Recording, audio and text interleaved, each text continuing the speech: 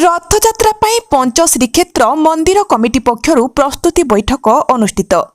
आगामी रथयात्रा को सुचारू और श्रृंखलित भावे आयोजन करने लक्ष्य अनुगुल जिला बरपाल तहसिल निकट पंच श्रीक्षेत्र मंदिर कमिटी पक्षरु एक प्रस्तुति बैठक अनुष्ठित होईछि।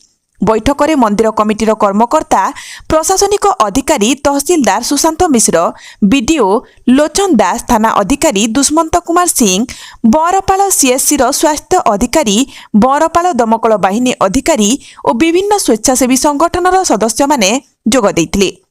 रथयात्रा समय भक्तमानक सुरक्षा, ट्राफिक नियंत्रण, परिमल व्यवस्था, पानीय जल, विद्युत स्वास्थ्य सेवा एवं शांति श्रृंखला बजाय रखिबा उपरे विस्तृत आलोचना होइथिला।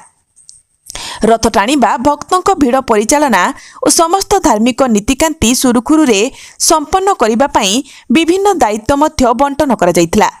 समस्तक सहयोग रे ए वर्षर रथयात्रा को सफल और भक्तिमय परिवेश रे संपन्न करने को मंदिर कमिटी आशा प्रकाश करिछि। पंचशाखा श्रीक्षेत्र रथयात्रार प्रस्तुति बैठक रे समस्त कमिटी मेंबर आ सबु डिपार्टमेंट तरफ बीडीओ, आईएससी, मेडिकल अफसर, फायर अफसर एवं समस्त उपस्थित थिले।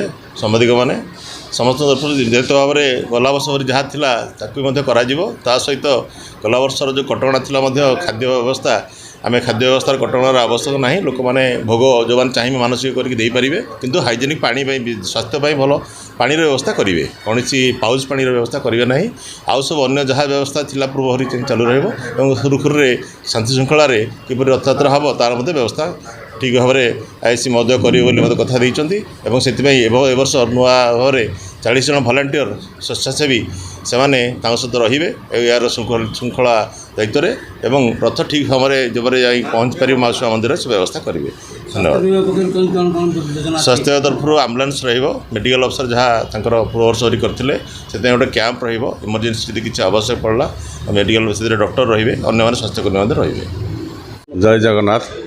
मु आम मंदिर परिचालना कमिटीर पूर्वतन सभापति तथा वर्तमान एडभाइजर अच्छी। प्रति वर्ष भाई ए वर्ष रथयात्रा सुरुखुरे होती आमको आमर प्रशासन एटी बनपाड़ लोकाल प्रशासन आमको पूर्ण समर्थन दौरान। ए वर्ष तहसीलदार कहले ये आमर मंदिर रथयात्रा सुरुखुरे चलुची। एबे भी जगन्नाथ को जगन्नाथ अनुरोध कर वर्ष भी यात्रा केंद्र सुरुखुरे चालू। एति कही मोर वक्तव्य रखुच्छी।